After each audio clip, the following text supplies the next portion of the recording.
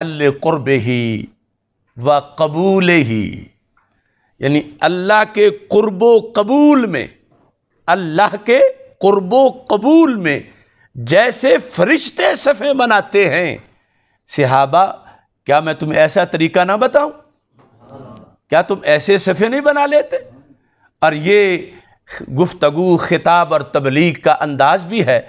کہ ایک تھا یہی جو اگلی حدیث سرکار بتانا چاہتے ہیں کہ یوں صفیں بنا لو، تو ڈائریکٹ وہ بات بھی فرما سکتے تھے اور اس پر بھی سب کو یقین ہوتا، وہ بھی رائج ہوتی، لیکن کسی کے اندر پہلے کوئی شوق پیدا کرنا، سوال کر کے انہیں بیدار کر لینا اور انہیں ترغیب دے دینا، تو اس کا ایک اپنا ہی انداز ہوتا۔ تو میرے آقا صلی اللہ علیہ وسلم نے یہ جب استفہام کی الا تصفون کما تصف الملائکہ، تو ایک تو اس میں حسن ہے کہ ملائکہ کا صفیں بنانا، اگرچہ بدر میں بنائیں، احد میں بنائیں، لیکن آگے عند ربہم، جو سب سے بڑا دربار ہے، اس دربار میں فرشتے جیسے صفیں بناتے ہیں۔ اب اس سے آگے تو پھر کوئی بات ہی نہیں۔ صفیں بنائیں فرشتے، اور بنائیں کہاں؟ اللہ کے قرب میں، مرتبہ قبول میں۔ تو کیا صحابہ تم ایسی صفیں بنانا چاہتے ہو؟ تو یہ ہے امر تصریحی سے پہلے امر ترغیبی۔ ان اللہ و ملائکتہ یصلون علی النبی، جیسے اگلا حکم صلو علیہ وسلم یا ایھا الذین آمنوا صلو علیہ وسلم، اصل مقصد تو وہاں سے تھا کہ ایمان والو تم صلاۃ بھی بھیجو، سلام بھی، لیکن اس سے پہلے جو یہ ذکر کیا اللہ اور اس کے فرشتے صلاۃ بھیجتے ہیں، تو یہ تھا سارا امر ترغیبی، اور دوسرا تھا امر تصریحی۔ تو یہ صفوں کا معاملہ بھی رب نے اتنا اہم قرار دیا، اور رسول پاک صلی اللہ علیہ وسلم نے کہ یہاں ڈبل امر آیا، ڈبل امر آیا۔ پہلا امر ترغیبی ہے، دوسرا امر تصریحی ہے، یعنی یہ امر ترغیبی میں حکم نہ بھی ہو امر کا صیغہ، تو پھر بھی سننے والا کرنے کو تیار ہو جاتا ہے۔ یعنی اگلی بات ہمارے آقا علیہ السلام نہ بھی فرماتے تو صحابہ کہتے آج معلوم ہو گیا ہے کہ فرشتے جو ہیں وہ صف بناتے ہیں، اور پھر وہ طریقہ ہمیں چاہیے کہ جس طرح وہ صف بناتے ہیں، اور پھر وہ جو اللہ کے دربار میں وہ صف بناتے ہیں، تو خود ان کی طرف سے یہ مطالبہ بھی آ جاتا اگر سرکار نہ فرماتے علیحدہ حکم۔ تو یہاں سرکار نے خود یہ فرما کے قالوا وکیف تصف الملائکۃ عند ربہم، محبوب آپ ارشاد فرماؤ پھر فرشتے رب کے ہاں صفیں کیسے بناتے ہیں؟ صحابہ نے پوچھا، اور یہ سب کچھ ہم ہی بیان کر سکتے ہیں اہل سنت، یعنی جنہیں یہ ہو کہ معاذ اللہ انہیں دیوار کے پیچھے کا پتہ نہیں، انہیں 7 آسمانوں کے پار صفوں کی کیا خبر، ان کے بقول۔ لیکن یہ ہمارا عقیدہ ہے کہ علم نبوت صرف رکعتیں نماز کی بتانا نہیں، صفوں کی مناسبت بتانا بھی ہے کہ کس سے مناسبت، پردہ غیب میں کروڑہا حجاب کے پیچھے۔ تو رسول پاک صلی اللہ علیہ وسلم نے فرمایا، صحابہ نے پوچھا وَكَيْفَ تَصُفُّ الْمَلَائِكَةُ عِنْدَ رَبِّهِمْ، محبوب کیسے فرشتے اپنے رب کے ہاں کیسے صفیں بناتے ہیں؟ جو فلسفیوں سے کھل نہ سکا اور نکتہ وروں سے حل نہ ہوا، وہ راز ایک بتہا والے نے بتلا دیا چند اشاروں میں۔ قیامت تک کی ٹیکنالوجی نہیں بتا سکتی تھی، اپروچ ہی نہیں کہ فرشتے رب کے دربار میں، اور نہ پہلی شریعتوں میں ذکر تھا جو اس تشریح کے ساتھ پہنچتا اس انداز میں۔ تو صحابہ سے جب پوچھا، ظاہر ہے کہ یہ وہ لوگ ہیں کہ جو مبلغ علم جن کا اپنا بہت زیادہ ہے، تو صحابہ نے پوچھا یا رسول اللہ صلی اللہ علیہ وسلم آپ ارشاد فرمائیں فرشتے کس طرح صفیں بناتے ہیں؟ کاش کہ آج کے مسلمان کو یہ پتہ ہو کہ اس کا نماز میں کھڑا ہونا یہ کس کی تصویر ہے، اور نماز میں کھڑے ہونے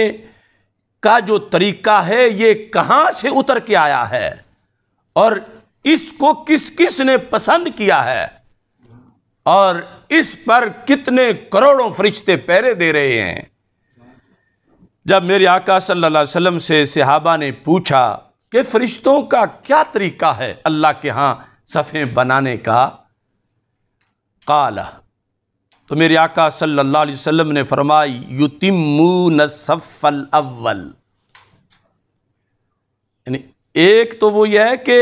صف میں کھڑے ہوتے ہیں، صف میں، گولائی میں نہیں، صف میں کھڑے ہوتے ہیں، اور پھر فرمایا جب تک پہلی پوری نہ ہو جائے دوسری شروع نہیں کرتے، اور پھر جو اب موضوع ہے خاص طور پر، ثم یتراصون فی الصف، پھر فرمایا آدھی انچ کا بھی درمیان میں فرق نہیں رہنے دیتے، یتراصون، اس کی اب مخالفت ہو رہی ہے یتراصون کی، کہ اگر درمیان میں صرف 1 فٹ کا فاصلہ ہو، صرف 1 کا، تو پھر بھی خلاف ورزی ہے یتراصون کی، 3 انچ کا بھی ہو تو پھر بھی خلاف ورزی ہے، 1 انچ کا ہو پھر بھی خلاف ورزی ہے۔ تو اب مسئلہ یہ ہے کہ اس امت کو فرشتوں کا وہ انداز دیا گیا جو ان کا رب کے دربار میں ہے، کہ 5 نمازوں کا وقت اس امت کو وہ دیا گیا جو نبیوں کی رب سے ملاقات کا وقت تھا، انبیاء علیہ السلام کا جو وقت تھا امتوں کا نہیں تھا، وہ سپریم ٹائم اللہ نے اس امت کو دے دیا ملاقات کے لیے۔ تو اس بنیاد پر میرے آقا صلی اللہ علیہ وسلم نے فرمایا میں پھر خاکیوں کو طریقہ بھی نوریوں والا سمجھاتا ہوں کہ تم نے یوں کھڑے ہونا ہے، یہ تمہیں صفیں عام کسی طرح سے نہیں دی گئیں، یہ فرشتوں کی ادا ہے اللہ کے دربار میں، تو تم نے اس طرح کھڑے ہونا ہے، صف میں ہونا ہے، صف مکمل کرنی ہے۔ پھر دوسری ہوگی، اور پھر یہ ہے کہ یتراصون فی الصف، کہ وہ آپس میں کھڑے ہوتے ہیں تو کندھوں کے درمیان جو ان کی شان کے مطابق ہیں، یہ نہیں کہ کل کوئی لبرل یہ پوچھنا شروع کر دیا وہ ان کے کندھے بتاؤ، ہمیں جو شریعت نے بتایا ہم اس کے تابع ہیں۔ یتراصون لفظ دکھائیں گے، خواہ کوئی سی کرے یا سو کرے، یتراصون، اور اس کا معنی بھی دکھائیں گے۔